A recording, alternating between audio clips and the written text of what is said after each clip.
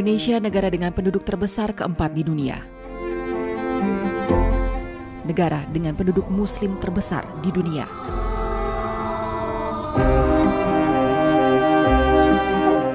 Negara demokrasi terbesar ketiga di dunia. Negara yang memiliki lebih dari 17.000 pulau ini menjadi rumah bagi ribuan kelompok etnis. Meskipun sekitar 83% penduduk Indonesia Muslim, tetapi jumlah pemeluk agama-agama lain juga signifikan.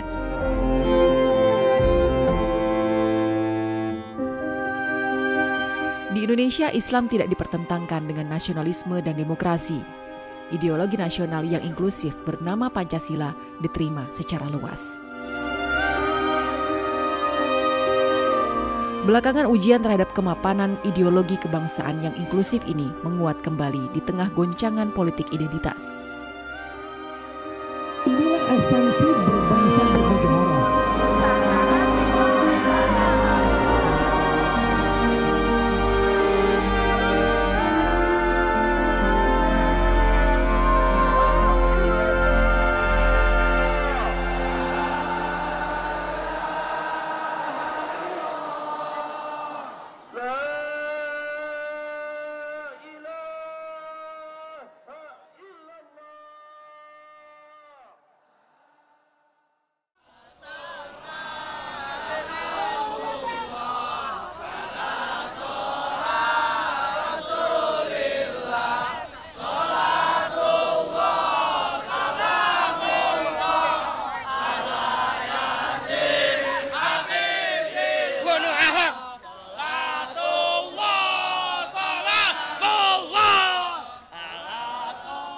2 Desember 2016, kawasan Monas, Jakarta dipadati ratusan ribu umat Islam.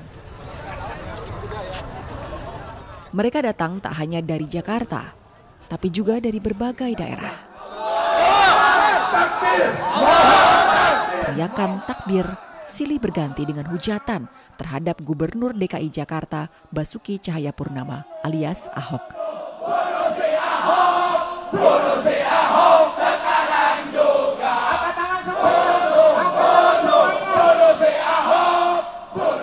Hujatan terhadap Ahok juga dituangkan dalam bentuk poster dan spanduk yang dibawa para pengunjuk rasa, termasuk yang ada tulisan tolak pemimpin kafir. Ahok dituding sudah menyinggung umat Islam dalam pidatonya di Kepulauan Seribu. Massa menuntut Ahok diadili sebagai penista agama Islam. Penggerak aksi adalah Habib Rizik Syihab, pemimpin organisasi Islam Front Pembela Islam. Juga Bahtiar Nasir yang membentuk Gerakan Nasional Pengawal Fatwa MUI.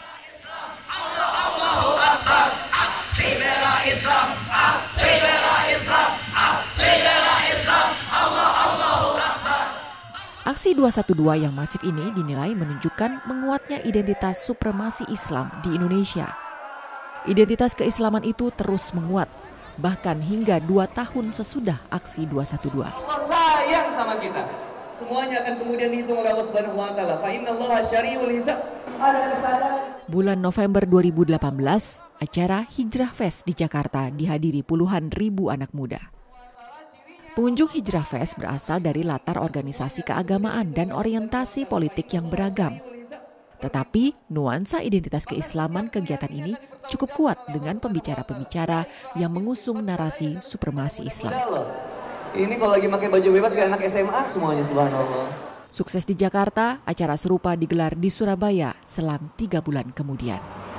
Faktanya kita lihat, apakah kehidupan sekarang lebih baik? Apakah ketika diatur oleh selain sistem Islam Indonesia menjadi negara maju? Tidak. Jangan-jangan memang karena sistemnya. Berarti apa? Ayo kita rubah. Menjadi apa? Menjadi negeri yang merindukan tegaknya sistem Islam secara kafah. Hijrah dan Islamic Fest menjadi ruang pertemuan pasar, budaya pop, dan transmisi gagasan kebangkitan Islam. Aksi 212 menumbuhkan kesadaran kebangkitan Islam, tidak hanya di ranah politik, tetapi juga di ranah sosial dan ekonomi yang bersifat eksklusif. Bermunculanlah gerai dan toko yang menonjolkan identitas Islam, seperti Halal Mart, 212 Mart, dan dikotomi antara bisnis muslim atau pribumi melawan bisnis asing atau kafir. Kampanye kebangkitan Islam ini tumbuh dengan memanfaatkan isu ketidakadilan dan kesenjangan ekonomi.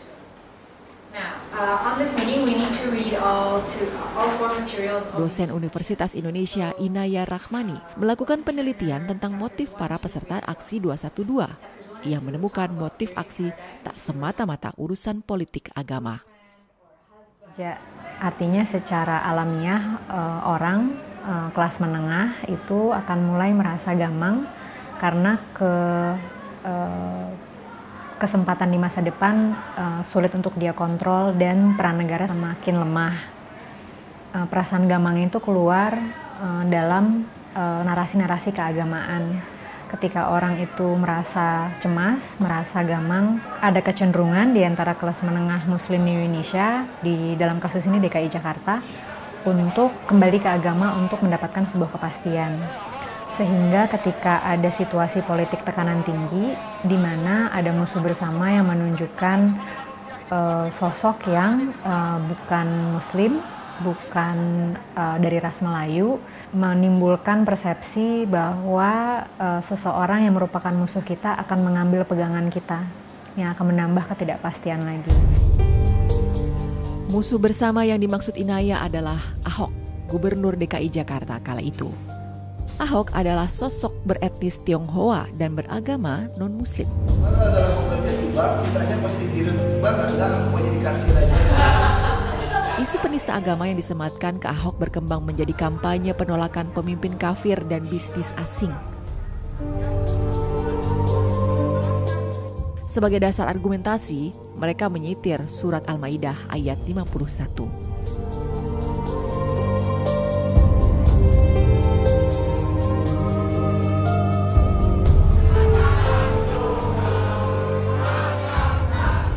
Banyak ulama yang menafsirkan ayat ini tidak dalam pengertian larangan memilih pemimpin non-politik.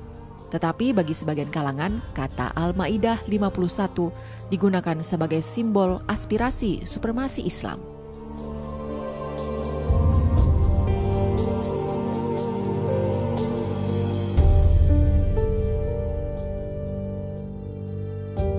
Salah satu tokoh utama pengusung narasi ini adalah Bahtiar Nasir. Dia adalah salah satu tokoh utama penggerak aksi 212 yang tidak berhenti dengan keberhasilan menggulingkan Ahok.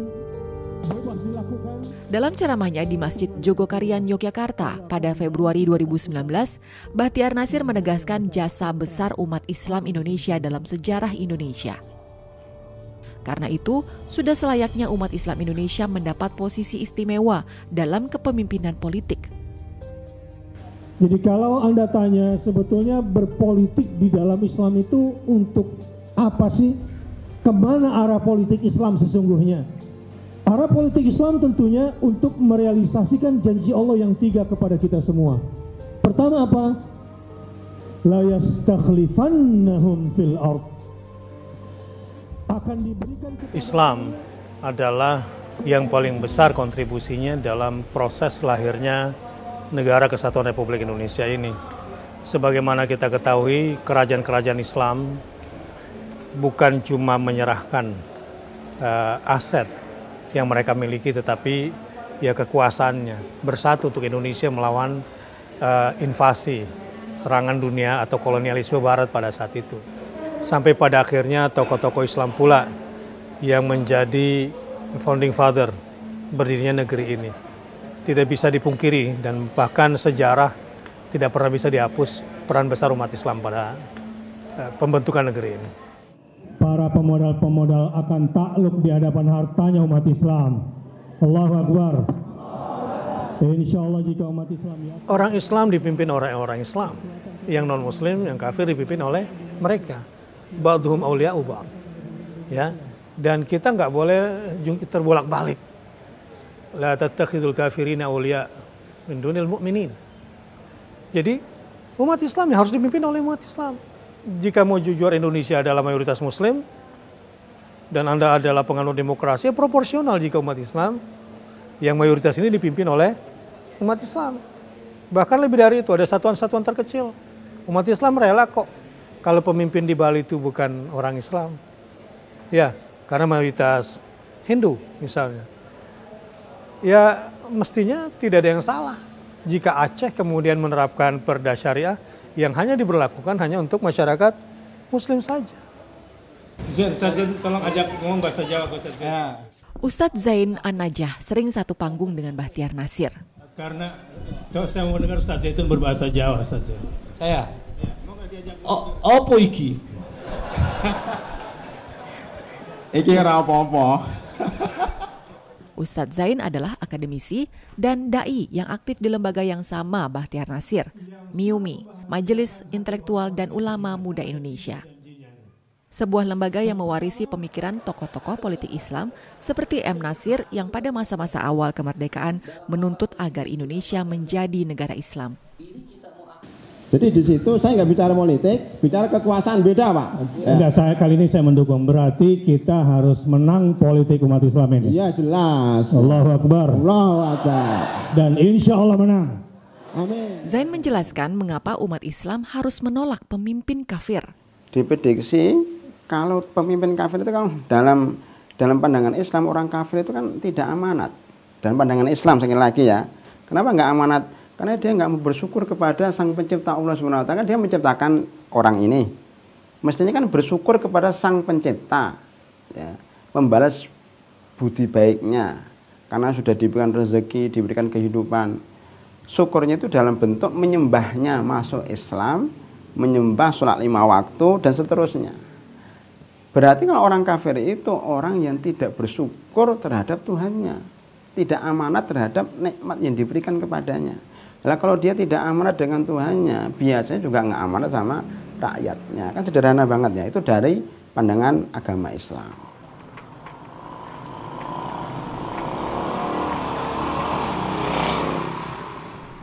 Tetapi dalam sejarah Indonesia, aspirasi negara Islam tidak menjadi kekuatan utama. Arus besar organisasi keagamaan Islam menerima bentuk negara saat ini telah sejalan dengan cita-cita politik Islam. Saat narasi penolakan pemimpin kafir menguat, Nahdlatul Ulama, organisasi muslim terbesar di Indonesia, mempunyai sikap berbeda. Istilah kafir menjadi salah satu tema dalam Munas Alim Ulama dan Konferensi Besar Nahdlatul Ulama Januari 2019 di Kabupaten Banjar, Jawa Barat. Oke, kita ulang lagi dengan bacaan Bismillahirrahmanirrahim.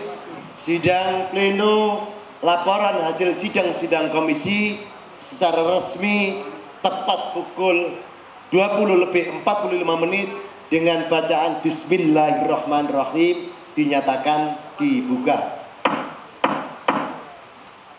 Salah satu pertemuan para ulama NU merekomendasikan istilah kafir tidak digunakan dalam kehidupan bernegara sebab baik orang muslim maupun non-muslim mempunyai hak yang sama dalam konstitusi. Jadi non-muslim termasuk dalam negara bangsa Indonesia tidak dimasukkan sebagai kafir harbi, kafir mu'ahad, kafir dhimmi, dan kafir musta'man. Tapi istilah yang coba diintroduksi adalah mereka warga negara yang disebut dengan muwatinun. Islam memiliki posisi penting dalam lanskap politik Indonesia, bahkan sejak berdirinya Republik ini. Dalam berbagai kesempatan, Bung Karno menyitir Islam dalam pidatonya.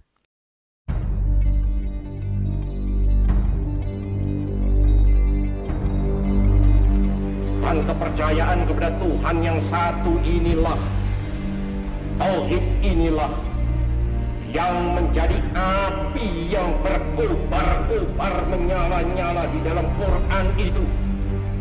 Dan jikalau api ini telah berkobar-kobar dan menyala-nyala pula di dalam dadanya seseorang manusia, manusia yang demikian itu menjadi manusia yang sebagai dikatakan memaafkan.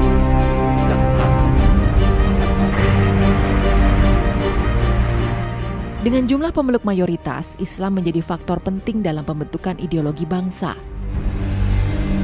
Karena itu, sebagian pendiri bangsa beragama Islam menuntut agar Indonesia menjadi negara Islam. Diskusi keras terjadi pada Panitia Persiapan Kemerdekaan Indonesia (PPKI) jelang proklamasi 17 Agustus 1945. Yang paling kencang adalah debat seputar Piagam Jakarta dalam pembukaan Undang-Undang Dasar 1945, yakni 7 kata. Negara berdasarkan ketuhanan dengan kewajiban menjalankan syariat Islam bagi pemeluk-pemeluknya. Piagam Jakarta dianggap sebagai perwujudan gagasan negara Islam. Meskipun anggota PPKI mayoritas beragama Muslim, mereka menyadari realitas bahwa warga negara non-Muslim juga cukup signifikan. Kiai Wahid Hashim, anggota PPKI dari Nahdlatul Ulama, termasuk yang setuju 7 kata dalam Piagam Jakarta dihapus. Di mata intelektual muda Nahdlatul Ulama, Ahmad Suedi, sikap Kiai Wahid Hashim itu adalah refleksi dari ideologi Islam inklusif NU. Jadi misalnya dalam perdebatan di awal-awal kemerdekaan pasca PPKI, itu memang ada munculnya berbagai ide bentuk negara Islam itu seperti apa. Ada yang mengusulkan kerajaan Islam, raja ya berarti. Ada yang republik, ada yang negara Islam, ada yang negara sekuler. Yang kemudian Soekarno menawarkan Pancasila. Tetapi Pancasilanya yang bagaimana? Jadi Wahid Hashim dengan terbuka, dengan ikhlas gitu kira-kira, itu dengan menghapus itu dengan pertimbangan kesatuan Republik Indonesia karena waktu itu terancam pecah. Yang kemudian juga dari perwakilan Muhammadiyah gitu. Nah, siapa yang mufakat saya minta berdiri. Terima kasih. Selain Nahdlatul Ulama, organisasi besar Islam Muhammadiyah juga memiliki wakil di PPKI, yakni Ki Bagus Hadikusumo. Awalnya Ki Bagus adalah salah satu tokoh yang berkeras agar naskah asli Piagam Jakarta dipertahankan. Namun setelah disepakati tanggal 18 Agustus 1945, Muhammadiyah menerima kesepakatan itu. Secara keagamaan, Muhammadiyah membingkai penerimaan atas sistem politik yang ada saat ini dalam konsep Darul Ahdi wa Syahadah atau negara kesepakatan dan persaksian. Najib Burhani, intelektual muda Muhammadiyah menyebut konsep ini menyiratkan bentuk negara Indonesia sudah sesuai dengan substansi perintah untuk menerapkan syariah sebagaimana Nabi Muhammad membangun negara yang multikultural melalui Piagam Madinah. Ki Bagus Hadikusumo dan Kasman Singodimedjo adalah orang-orang yang terlibat langsung dalam perumusan sila-sila dari Pancasila, ideologi dari bangsa Indonesia. Dan mereka yang bisa menerima penghapusan 7 kata dari Piagam Jakarta sehingga Pancasila berbentuknya seperti sekarang ini. Itu sama seperti Piagam Madinah. Apa yang disepakati bersama itu adalah bagian yang harus diikuti kayak gitu. Makna syahadah itu adalah bahwa Indonesia itu bisa menjadi negara Islami atau menjadi negara yang non-Islamik tergantung kepada kita. Bagaimana kemudian kita mengisinya. Jadi konsep tentang Darul Harb dan Darul Islam itu sudah usang. Yang dikembangkan itu adalah bahwa Indonesia itu adalah Darussalam, negara yang damai sebagai bentuk daripada perjanjian daripada penduduknya dan tempat kita untuk membuktikan amal-amal terbaik atau karya-karya terbaik dari diri kita kepada bangsa ini.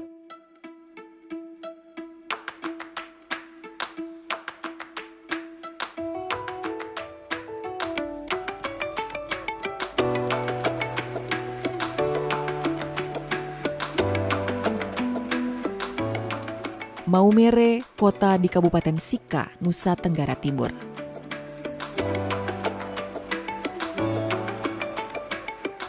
Maumere adalah wajah lain Indonesia, karena di sini umat Islam hidup di tengah mayoritas umat Katolik. Maumere adalah gambaran bahwa tidak semua wilayah Indonesia mayoritas beragama Islam. Ini menjadi salah satu alasan kenapa gagasan negara Islam dianggap tidak sesuai bagi Indonesia.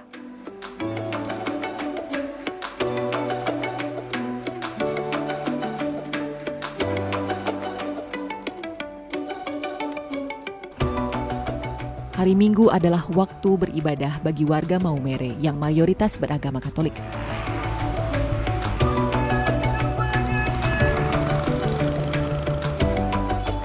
Di antara umat Katolik yang pergi ke gereja, Minggu pagi ini, Abdul Rashid Wahab berkunjung ke gereja untuk bersilaturahmi.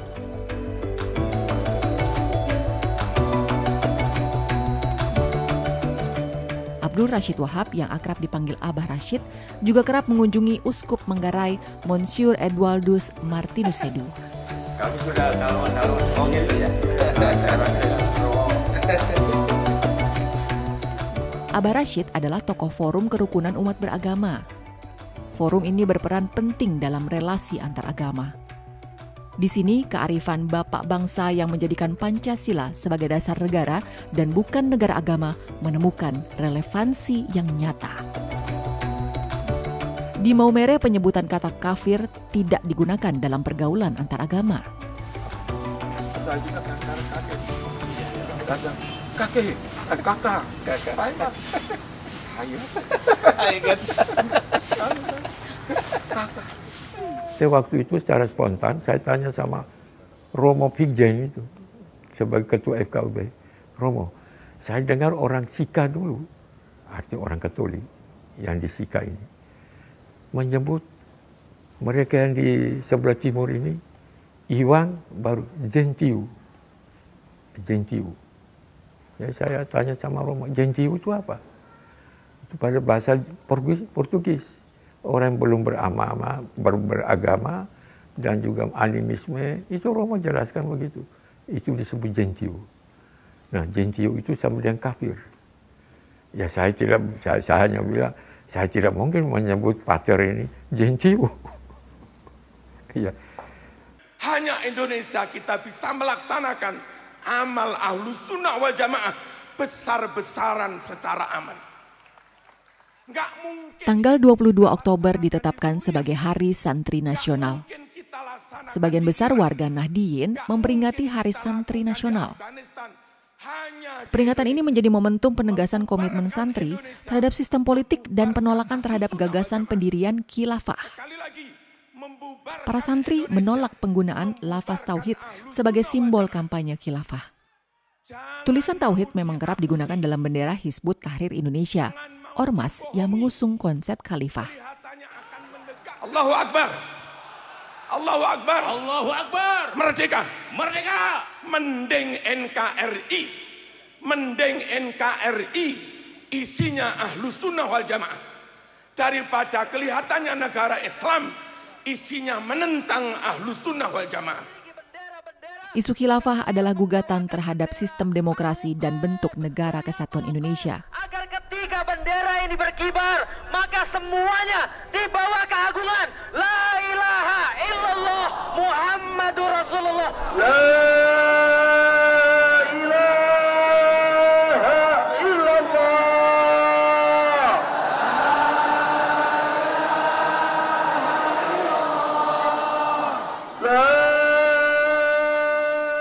Banser, organisasi kepemudaan NU, tidak jarang terlibat dalam konfrontasi melawan kampanye khilafah. La ilaha illallah, la ilaha illallah, la ilaha illallah, la ilaha illallah, la ilaha illallah. Sikap NU tentang kenegaraan seperti ini tak hanya muncul saat ini, tapi sudah ditegaskan sejak NU didirikan oleh Kiai Wahab Hasbullah dan Kiai Hashim Asy'ari 1926 lalu. Isu soal agama dan nasionalisme kebangsaan tak pernah menjadi persoalan dalam NU. Karena NU sejak awal itu sebenarnya tidak mempermasalahkan Islam dan nasionalisme. Naskah yang saya temukan misalnya 1916 itu adalah syair Yalal Waton yang dikarang oleh salah satu pendiri Nahdlatul Ulama yaitu Kiai Haji Wahab Hasbullah. Itu adalah penanaman tentang nasionalisme melawan penjajah. Di dalam Yalal Waton yang pada dasarnya diangkat dari sebuah hadis Hubbul Waton Minal Iman, itu tidak ada kata Muslim Islam di situ. Jadi kita bisa mengatakan bahwa apa yang dibayangkan oleh Waton atau bangsa itu adalah bangsa Indonesia, gitu, bangsa yang ada di atas batas Hindia Belanda. Jadi tidak membayangkan bahwa ini ada Islam, ini ada ini.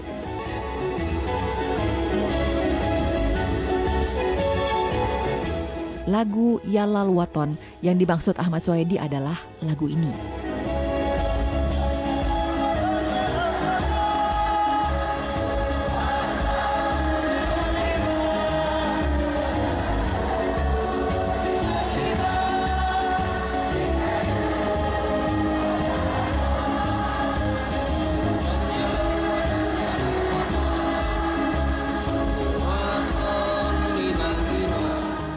Lagu ini belakangan dinyanyikan pada saat Nahdlatul Ulama menggelar acara.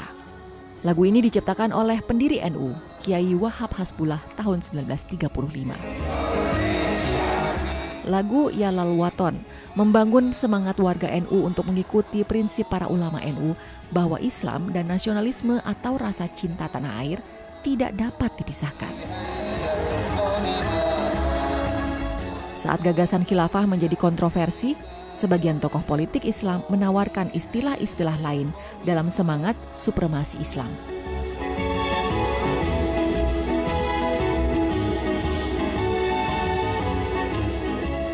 Jangan sampai kita ini, jadi kita itu enggak ekstrem kiri dan ekstrem kanan, maksudnya bikin mimi pertengahan.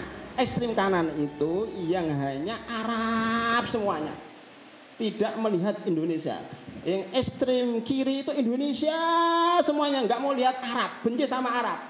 Lah kita ini gabungan, kita ini juga merangkul Arab dan merangkul Indonesia.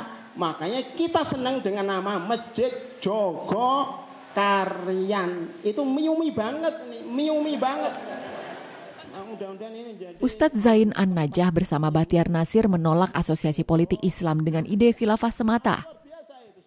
Di mata Ustadz Zain, isu khilafah muncul karena peran umat Islam saat ini masih lemah. Namun formalisme khilafah tak harus diwujudkan dalam sistem kenegaraan. Sejarah itu membuktikan sistem itu tidak baku. Lah khilafah yang ada itu kan kerajaan. Ya kalau sistem kerajaan, ya sama dengan sistem khilafah. Sistem republik juga sama dengan sistem khilafah. Hanya itu hanya nama. Kita jangan terjebak dengan istilah khilafah. Yang penting Islam itu tegak, mau namanya NKRI bersyariah juga boleh, ya.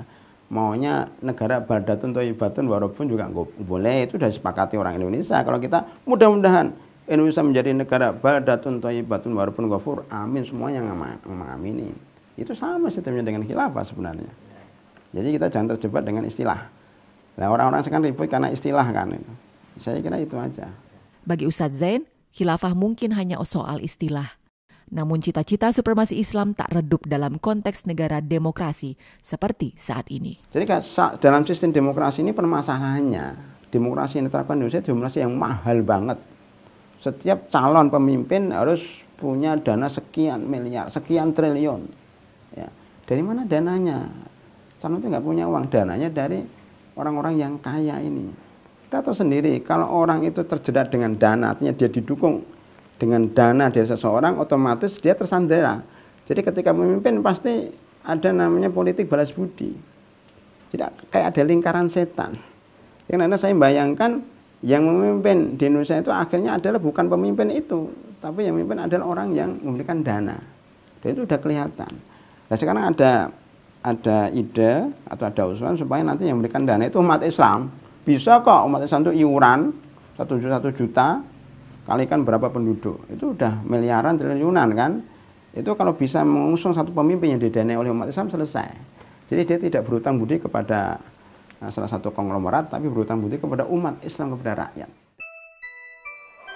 Formalisme politik dari ide supremasi Islam itu terasa dalam kontestasi pemilu 2019.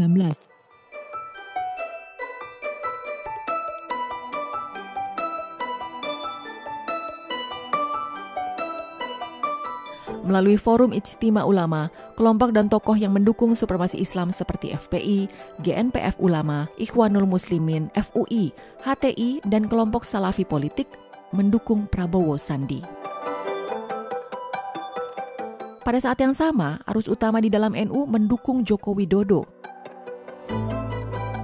Sementara dukungan massa Muhammadiyah terbelah ke dua kubu. Situasi ini mempertegas pembelahan ideologis antara NU dan kekuatan-kekuatan politik Islam.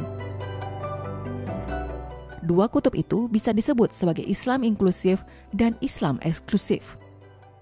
Hasil pemilu 27 April 2019 mengantarkan Jokowi yang didukung NU terpilih kembali menjadi presiden.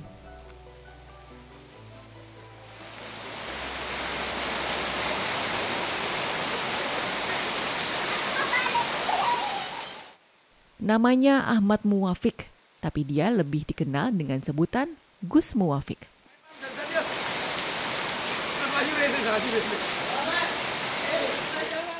Kiai NU yang sedang naik daun saat ini.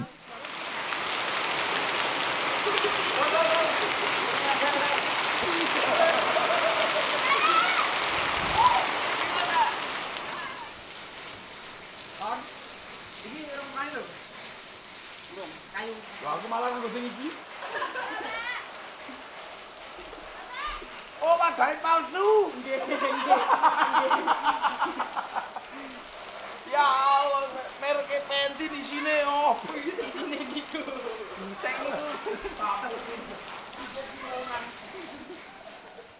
Rumahnya di Sleman tak pernah sepi oleh tamu. Tamunya berasal dari kalangan NU, masyarakat umum, pejabat negara, dan juga aparat keamanan. Meski beragam, tapi tema yang dibahas sama. Bagaimana peran Islam dan umat Islam dalam konteks kebangsaan Indonesia. Ra'iyah inilah jaminan baladil amin. Karena kalau tetap dengan menggunakan bahasa kafir yang berbeda, adalah yang menentang Islam. Yang hidup bersama namanya dhimmi. Kalau sudah saling bertanggung jawab namanya ra'iyah. Maka dengan sebutan ra'iyah tidak boleh lagi diturunkan ke derajat kafir. Makanya ulama sebutkan.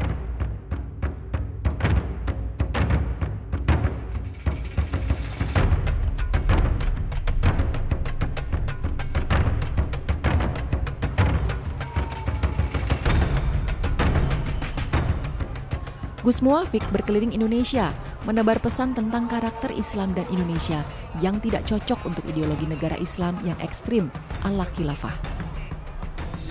Dan yang berkhianat pada khilafah siapa? Saudi. Nah, masuk ke sini bercerita tentang khilafah. Padahal Islam di sini tidak terhubung dengan khilafah. Dengan Turki nggak terhubung. Buktinya apa? Bangsa ini diserang sama Portugis, nggak ada yang bela. Makanya para raja itu gelarnya Senopati Engaloko. Gak ada yang bela. 1515 Malaka diserang sama Portugis. Apa Khalifah turun ke sini? Enggak juga. Dihajar sama Belanda, enggak turun ke sini. Sampai bangsa sini menghasilkan trial and error. Ya kan? Berlatih bagaimana membangun. Hasilnya yang di sana satu bangsa menjadi beberapa negara. Nah kita malah yang puluhan bangsa jadi satu negara. Itu jadi makanya kalau sekarang mereka berbicara tentang khilafah, pantas. Karena mereka dulu dilindungi oleh khilafah. Jadi begitu mereka remuk 5 tahun lah, 10 tahun, membayangkan lagi tentang khilafah. Lah kita, ya kita nggak bayangin itulah, kita udah lewati itu. Kiai Muwafiq adalah contoh konsolidasi basis-basis Islam moderat dalam merespon menguatnya gagasan supremasi Islam. Jadi dulu itu ada bahasa yang paling bagus itu dari Mbah Hamid Kajoran, itu bahasanya bagus. Pancasila itu milik kita, milik umat Islam, dipinjam oleh negara, terus dikembalikan lagi kepada umat Islam waktu itu. Kenapa ya? Ketuhanan yang Maha Esa itu apa? Bukan qul huwallahu ahad. Kan itu. Kemanusiaan itu apa? Bukan keislaman. Persatuan, permusyawaratan. Apalagi yang keempat itu bahasanya aja bahasa Arab. Kerakyatan, ra'iyah. Yang dimiliki hikmah, bahasa Arab. Permusyawaratan, bahasa Arab. Perwakilan, al-wakil, bahasa Arab. Loh, Islam semua. Keadilan, al-adlu, bahasa Arab.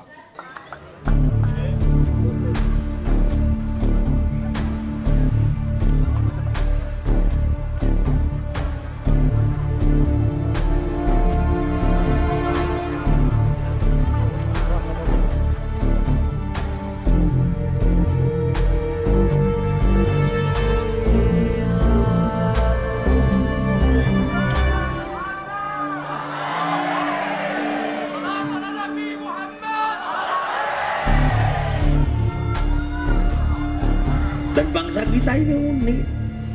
Uniknya apa? Uniknya kita ini menjadi bangsa yang punya kemustahilan. Apa kemustahilannya? Mampu membentuk satu negara di atas puluhan bangsa. Eropa satu bangsa dipikul puluhan negara, Arab satu bangsa dipikul puluhan negara, kita ini puluhan bangsa jadi satu negara kesatuan Republik Indonesia. Di kalangan NU, konsolidasi ini mengangkat kembali komitmen terhadap Pancasila yang pernah ditegaskan dalam Munas NU tahun 1983 di Situbondo.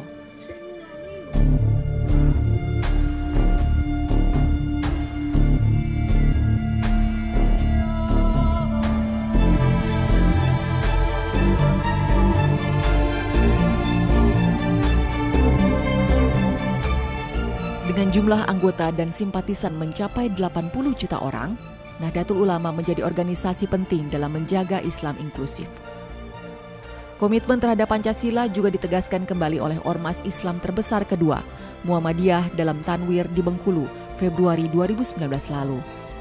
Muhammadiyah adalah ormas Islam terbesar kedua di Indonesia setelah Nahdlatul Ulama.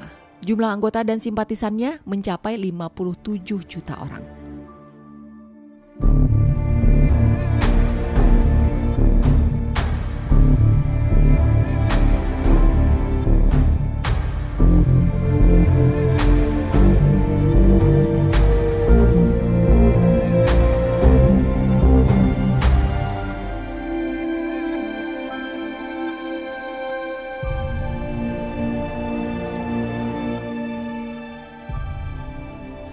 Para tokoh Islam modern khawatir menguatnya narasi supremasi Islam akan memicu konflik komunal.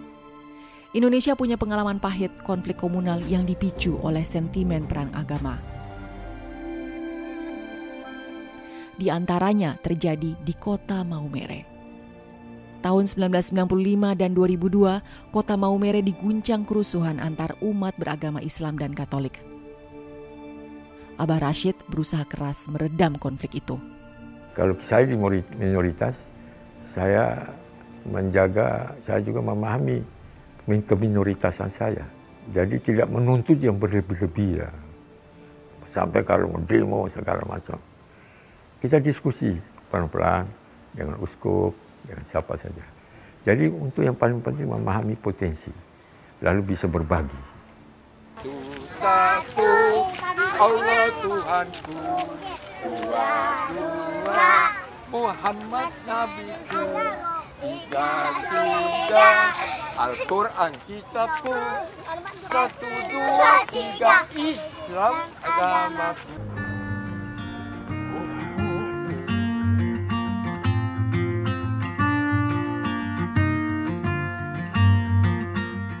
Abah Rashid adalah tokoh Muhammadiyah yang teguh menunaikan salah satu bidang pengabdian Muhammadiyah, yakni pendidikan, mulai dari tingkat dasar hingga perguruan tinggi. Abah Rashid mendirikan lembaga pendidikan yang sebagian siswa dan gurunya beragama Katolik.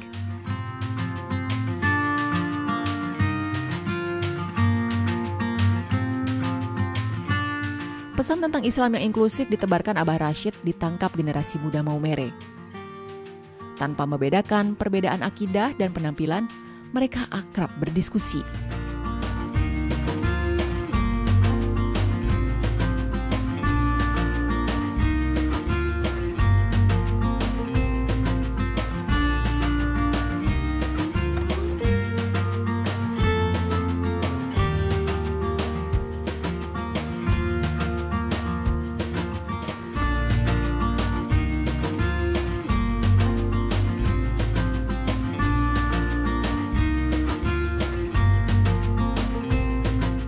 Di usia 81 tahun, Abah Rashid tak lelah berkeliling Maumere, menyambangi pulau-pulau terpencil, berdakwah kepada umat Islam, dan bersilaturahmi dengan komunitas-komunitas non-Muslim. Memang kita bersilaturahmi, sila, sudah hubungannya erat, rahmi, kasih sayang, untuk merajut temali hati sesama kita, untuk mewujudkan ukhuwah, persaudaraan. Jadi proses untuk suatu silaturahmi yang sempurna Ya tidak hanya sampai ta'aruf saja. Ya kan mesti dari mana, siapa, bagaimana, itu kan mesti perkenalan. Abah juga ada telepon tapi belum bisa di Maumere. Di saat sentimen politik identitas mengemuka, upaya potensi konflik komunal tidak hanya bergantung pada narasi-narasi besar di tingkat nasional, tetapi juga peran tokoh-tokoh lokal dalam mempertahankan semangat toleransi. Di Maumere, Abah Rashid mengambil peran ini. Ia menjadi pelopor dalam menciptakan ruang-ruang perjumpaan lintas agama melalui lembaga pendidikan dan kemanusiaan Islam yang inklusif terhadap warga non-Muslim.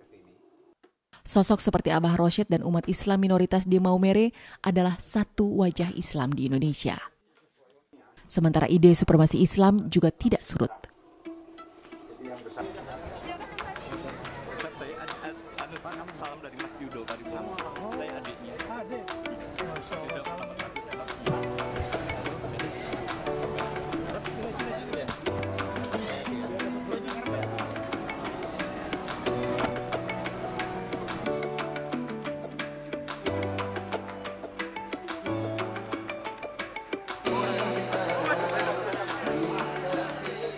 Kiai kultural seperti Gus Muafik terus berkeliling Indonesia mengkonsolidasi peran mereka untuk mempertahankan gagasan nasionalisme Islam yang inklusif.